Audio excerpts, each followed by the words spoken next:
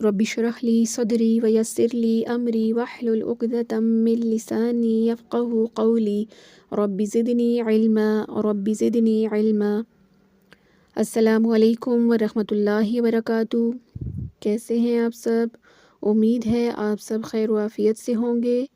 میری دعا ہے کہ اللہ پاک آپ سب کو صحت و عافیت کے ساتھ ایمان کی بہترین حالت میں رکھے، آمین یا رب العالمین۔ ہماری آج کی ویڈیو میں ہم کلکلا کی اقسام کے بارے میں پڑھیں گے۔ پوری ڈیٹیل کے ساتھ آپ کو بتایا جائے گا کہ کلکلا کی کتنی اقسام ہیں اور ان کی پہچان کیسے کرنی ہے۔ کلکلا کے کیا معنی ہیں؟ کلکلا کے لغوی معنی ہیں جنبش یعنی حرکت ہونا۔ کلکلا کے اصطلاحی معنی ہے حروف کو ادا کرتے وقت مخرج میں حرکت پیدا ہونا جبکہ یہ حروف ساکن حالت میں ہوں۔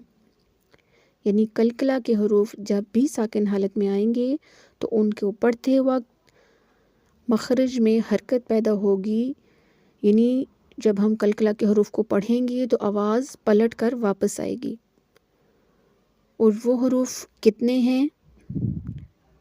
کلکلا کے حروف 5 ہیں: قوف، ق، ب، جیم، دال۔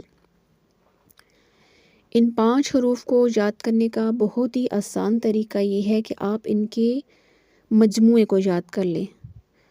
حروف کا مجموعہ ہے قطب جدن۔ یہ 2 لفظ آپ یاد کر لیں تو آپ کو کلکلا کے حروف بآسانی یاد ہو جائیں گے۔ اب چلتے ہیں کلکلا کی اقسام کی طرف۔ تو کلکلا کی 3 اقسام ہیں۔ سب سے پہلے نمبر پر ہے کلکلا صغریٰ، دوسرے نمبر پر ہے کلکلا کبریٰ اور تیسرے نمبر پر ہے کلکلا اکبر۔ تو سب سے پہلے ہم کلکلا صغریٰ کے بارے میں جان لیتے ہیں کہ کلکلا صغریٰ کیا ہوتا ہے۔ کلکلا صغریٰ، اگر کلکلا کا حرف لفظ کے درمیان میں آ جائے اور وہ ساکن ہو، یعنی کلکلا کا جو حرف ہوگا کسی لفظ کے درمیان میں پایا جائے گا اور ساکن حالت میں ہوگا، کیونکہ کلکلا کے حروف جب بھی ساکن ہوں گے تو اس وقت ہم کلکلا کریں گے۔ تو قرآن پاک میں اس کی مثال لے لیتے ہیں۔ سورہ زخرف کی آیت نمبر 6، أَلَمْ يَجِدْكَ يَتِیمًا فَآوَىٰ۔ تو یہاں پر آپ دیکھیں یجد کا دال جو ہے حروف کلکلا میں سے ہے اور دال ساکن حالت میں آ رہا ہے اور 2 حرف کے درمیان میں۔ یجد کا ایک لفظ ہے، ان کے 2 حرف جیم اور کاف ان کے درمیان میں آ رہا ہے۔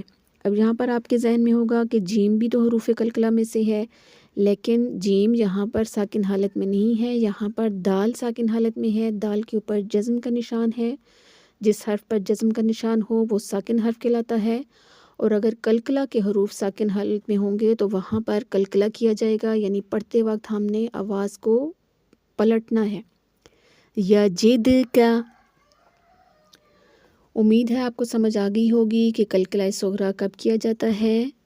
جب کلکلا کا حرف لفظ کے درمیان میں آ جائے اور وہ ساکن حالت میں ہو تو وہاں پر جو کلکلا ہوگا وہ کلکلا صغریٰ کہلائے گا۔ تو چلتے ہیں کلکلا کی دوسری قسم کی جانب۔ کلکلا کی دوسری قسم ہے کلکلا کبریٰ۔ اس کی تعریف ہے اگر کلکلا کا حرف لفظ کے آخر میں آ جائے اور وہ متحرک ہو۔ اس کی مثال بھی ہم قرآن پاک کی سورہ فلق آیت نمبر 2 دیکھ لیں۔ ویسے تو سورہ فلق جو ہے اس پوری سورہ میں ہی کلکلا کے حرف جو ہیں وہ آیت کے آخر میں آ رہے ہیں، یعنی کسی لفظ کا آخر میں کلکلا کا حرف آ رہا ہے اور وہ متحرک حالت میں آ رہا ہے۔ تو آیت نمبر 2 کو ہم پڑھ کے اس کو سمجھ لیتے ہیں۔ من شر ما خلق، خلق، اب یہاں پر دیکھیں کاف جو ہے متحرک ہے، یعنی کاف کے اوپر زبر کی حرکت ہے۔ زبر زیر پیش کی حرکت جب بھی آئے گی کسی لفظ پر، کسی حرف پر، تو وہ متحرک کہلاتا ہے۔ یہاں پر کاف متحرک ہے اور کاف جو ہے لفظ کے آخر میں ہے، اور یہاں پر ہم وقف بھی کریں گے کیونکہ آیت کمپلیٹ ہو رہی ہے، تو وقف کرنے کی صورت میں کاف جو ہے وہ ساکن بھی ہو جائے گا۔ تو یہاں پر ہم جو قلقلہ کریں گے وہ قلقلہ کبریٰ کہلائے گا۔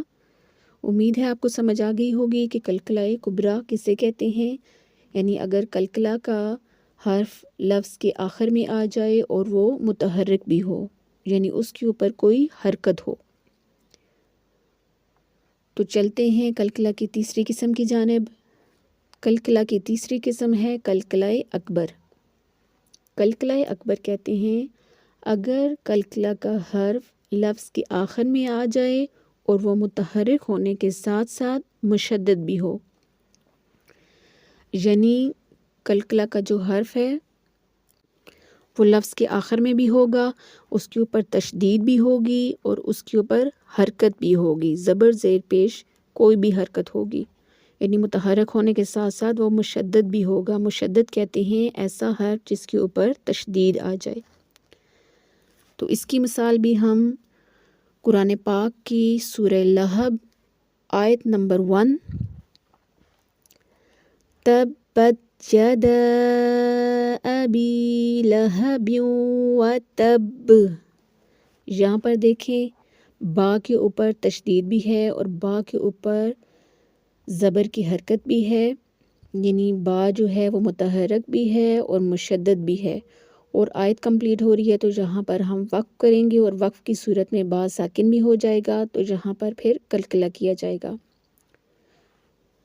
وَتَب، با کو سختی و جماؤ کے ساتھ بھی پڑھیں گے کیونکہ با جو ہے مشدد ہے، مشدد حرف کو جماؤ اور سختی کے ساتھ پڑھا جاتا ہے۔ امید ہے آپ کو سمجھ آ گئی ہوگی کہ قلقلہ اکبر کیا ہوتا ہے۔ اگر قلقلہ کا حرف لفظ کے آخر میں آ جائے اور وہ متحرک ہونے کے ساتھ ساتھ مشدد بھی ہو، تو وہاں پر جو قلقلہ ہوگا وہ قلقلہ اکبر کہلائے گا۔ امید ہے آپ کو قلقلہ کے بارے میں اور اس کی اقسام کے بارے میں اچھے سے سمجھ آ گئی ہوگی۔ وآخر دعوانا ان الحمد للہ رب العالمین۔